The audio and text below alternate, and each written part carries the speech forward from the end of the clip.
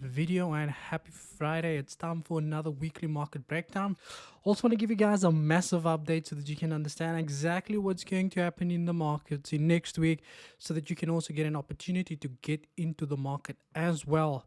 If you are new to the channel, welcome. A sub would be appreciated as I provide valuable educational content on a daily basis. Then if you enjoy the video, smash that thumbs up for the YouTube algorithm there as well. Before we get started, special thank you to all the members over here, from Mr. Dylan, who recently joined, Ilya with a red there who rejoined, and the rest of the people there as well. Hope you guys still enjoying the services that you receive on a daily basis. Now, let's take it back a notch, right? So I've been speaking about the Nasdaq, Dow Jones, US S&P 500. When the market was there, been calling these cells over and over and over and over again, and we have another opportunity in the market as well. So make sure that you do watch the video till the end, because I still get people asking me questions of certain things that I have explained through other videos as well. So make sure that you watch the video from the beginning to the end, because that is going to help you understand fundamental data a lot better. Now let's start here with the Forex factory. So we obviously have some high impact news coming through on next week Wednesday, which is the federal funds rate, which is basically the interest rate decision that is going to impact the market quite aggressively. Now, before we get there, we've got the Premier Michigan consumer sentiment that's taking place today, which is basically an overall consumer sentiment in terms of how they feel about the market. And you know the story if you've been here long enough there as well.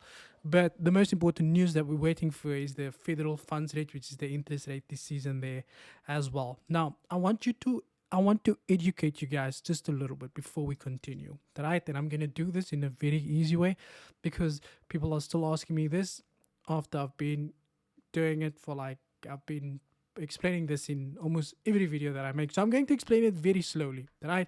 So there's two scenarios that takes place in the market, right? We get high we get high interest rates, right? That's the first one we get. Now, to explain this for you, very easy to understand, right? What high interest rates does, basically, it lowers money supply first of all. Okay, sorry about that. Okay, that lowers money supply, and then let me add another box. Also lowers goods demand, or lower demand for goods. So let me just add that in there so that you guys can get a nice picture of how this works. So when interest rates are increased, it lowers money supply, plus it lowers demand for goods, which by definition does what? It lowers inflation, my good friends. Okay, this is basically how it works. Now, you know, and I know that inflation is now sitting at 8.7, which is sky high. All right. Now, if you look at it the other way around, if they lower interest rates, which is what we saw throughout the pandemic, okay, when the interest rates were kept at zero, lower interest rates, right? Let's say they lower interest rates. Now, today is going to be a lesson, okay? And I don't want people to ask me this question again, because this is the easiest way for me to explain it to you guys as well. Okay, higher money, higher money supply plus higher demand, or higher goods demand, okay, which means higher inflation. Now, if you've been here again long enough, you would know that you would obviously know that sorry about that, guys. There we go. So you'd obviously know that low interest rates are always good for the stock market, right? Low interest rates is generally very good for the stock market. Excuse me, I just want to make it a nice color. Green, yeah, there we go. So it's like bad and the good. So basically, what low interest rate does, my good friends, it encourages consumers to spend money. And when they spend too much money, it increases inflation. Inflation goes up. Now, to bring inflation down again, they have to increase the interest rates. And by doing so, they lower money supply, lower demands for good, and which by essence lower inflation. Lowering the base inflation basically drops the cost of borrowing for commercial banks. This encourages them to lower their own interest rates, and businesses and consumers then find the interest rate on both savings accounts and loans are low, so borrowing becomes more attractive. And but it discourages people to save. Okay, now that you guys understand that, let's go over to what we have right in front of us. Firstly, because the CPI numbers came through hotter than expected for the dollar index not too long ago over there, the Feds are more likely to hike interest rates by a 0.75% basis point. As you can see there, there's a high possibility that we could see a full basis point as well. If we get a full basis point, then that is the end of the market for sure, right? But we've got a bigger problem at hand. Now, that problem is there's a lot of fear in the market that the US could be stepping into a recession. And there has been a lot of people talking about this. Now, two main indicators of recession. Firstly, is an increase in unemployment. Now, unemployment went from the 3.5% increase to 3.7% from July to August. Now, we can clearly see the trend. Also, consumer spending decreases throughout the recession because people don't have money. With the Feds now going to hike the interest rates, remember, this mean that lower money supply, lower goods demand, lower inflation, lower CPI. That means the US is on a high risk of moving into a recession. The article from CNBC, now what they hike in interest rates going to do for the stock market is going to be the end of the line. But we're going to talk about that once we get to the technical analysis. FedEx recession. Okay, Dow future tumbles 250 points after FedEx. The paper company recession warning continue after they had a massive loss for the week. It reminds me of Facebook when they wiped 250 billion of liquidity not too long ago there as well. At 3 years, US stock markets fell, bloodbath all over the place, and traders absorbed an ugly earning warning from FedEx. It says here the shares of FedEx plunged 19% after shipments company withdrew its full year guidance. Now, how this work basically is companies listed on the stock market, they generate an income. Okay, their valuation is based off how much money they make. Now, they make an income through consumers, right? Remember, low interest rate attracts customers. Now, if because of the interest rates increasing, less people are spending money on these companies. And as a result of that, the valuation drops and the stock market falls, like it's exactly what you see now. What you see on the NASDAQ is all fear taking place, the fear of the Feds coming through and hiking interest rates quite aggressively. Now, remember, when the Feds lowered interest rates to zero, they knew they were going to get into a situation where they have to hike the interest rates. And that is exactly what they did. They're basically trying to make back all of the money that they printed. They're just trying to get it back again. Because throughout the pandemic, they started printing a lot of money because interest rates were low. There was a higher demand, higher goods demand, and now we're sitting with high inflation. So the stock market is not a concern for Jay Powell. He doesn't care about the stock market. He cares more about the dollar index, the strength of the index. So this is not a concern for him. A lot of people had asked me when the market was sitting, like I can even go back for you guys. You know, I call this sell from the top down as well. And you can go look at every NASDAQ video that I've done. They were all played out correctly. Now, the thing is, the Feds doesn't care about the stock market. They only care about their index. So they will wipe the stock market clean or as low as they can. We could potentially see the NASDAQ come and test these lows there as well, because there is no concern for the stock market. Nobody cares. Like Jerome Powell don't care, Biden don't care. It's not like Trump actually cared about the market. And it was the other way around. This was Trump and this is Biden. So this is basically how these things work. But one of the reasons why the stock market also tumbles is because the companies are not making any money at the moment, and as a result of that, their earnings come through at 19%. People don't want to buy anything. People don't want to spend money anymore. Now we've got major corporations making statements. Yeah, we've got JP Morgan warns the US is headed towards something worse than a typical recession. It says here, economists have been warning of an impending recession for months. One major financial player think things may end up being worse than a lot of people are anticipating. Now, the question is, what could be worse than the recession? Okay, although Dimon acknowledged that the US economy is strong right now, he's still convinced conditions are apt to deteriorate. He's also said that there's a 20 to 30% chance of facing something worse than the recession in the near term. Now, in economic terms, when we think about what's worse than the recession, we tend to imagine a full-blown recession. Okay, basically, that is where we are heading at this point. If you look at this year, the NASDAQ, for instance,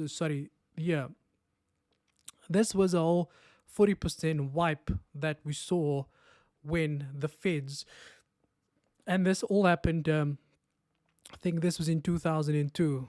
You can see over here that this is a whole 40% wipe to the downside, and the market is still busy recovering from there. Now, the thing is, you have all of these major banks coming through anticipating that we are heading towards a recession. Now, I'm not going to go how to prepare because it's not in South Africa. But we also got the Dutch Bank, okay? One of the first major Wall Street banks to call a recession there as well, which is the Dutch Bank. Became the first major Wall Street bank to forecast. Well, they doing that. I mean, I forecast the recession for the US in May or February, was when I done that video. I mean, like, but I'm not on here. Like, why am I not here? But well, I'm not that popular, but it's okay. I mean, I forecasted the US recession in February already. And it says here, is running through the list of pros and cons of why the world's largest economy might achieve a soft landing, and coming to a conclusion that it won't. Now, I'm not going to go through the entire article, but things are not looking too good for the greenback. Benjamin is not looking too good. And it's funny that it's green and the dollar index is called the greenback. But things are not looking too good for the stock market and for the dollar index. The stock market is like one of those kids that nobody cared about, and it's like, yeah, you just stay here. We're gonna come. Like, it's like that brother that you had when you played 2-player, but you plug out his remote, but you play against the computer and you make him think it's him. Like, this is basically unfair treatment from the dollar index. You understand? Because nobody cares about the stock market. But let's continue with what we have over here, right? Now, I'm going to tell you exactly what's going to happen. And whether you believe me or not, I've got a lot of videos that I've done before that you can use as a further reference to decide whether or not you are going to believe me or not. But I'm going to tell you what's going to happen next week, Wednesday. Next week, Wednesday, the Feds are going to come out. They're going to hike the interest rates by 0.75% basis point or 0.50% basis point. There's no question about that. They can't go any lower than that. The dollar index is going to continue this move to the upside. Now, from a technical perspective, firstly, we can see the market printed this strong level. And we're going to use the line tool to get the close of the candle right over there. So this is where the dollar is heading to after they have announced the interest rate decision. Now, we can never expect the dollar index to increase higher. Now, this level of acted as level of support. The market broke below that, and it's coming back to test that previous level of support as a resistance for the first time.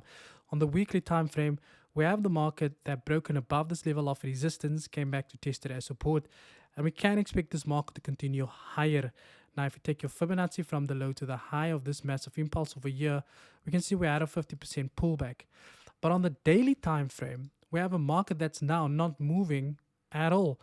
Now, we had this massive candle that wiped out 4 days of bearish momentum for the dollar index, and we basically now at a standstill, right? So if you go in here quicker, you can see over here that this market has just started what we know as a consolidation phase, an indecision moment.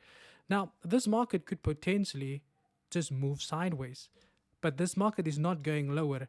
This market could even go and say, you know what, we might just need to go there, and then potentially, because that's where the wick is, right? So we're going to use that as our reference point.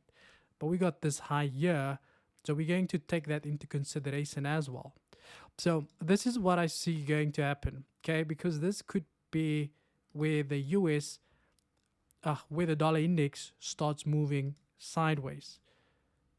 We're going into next week, the market breaks above that, comes back, and then continue this massive bull run to the upside once the rates this season had increased, because everybody's going to buy the dollar because their returns will be higher.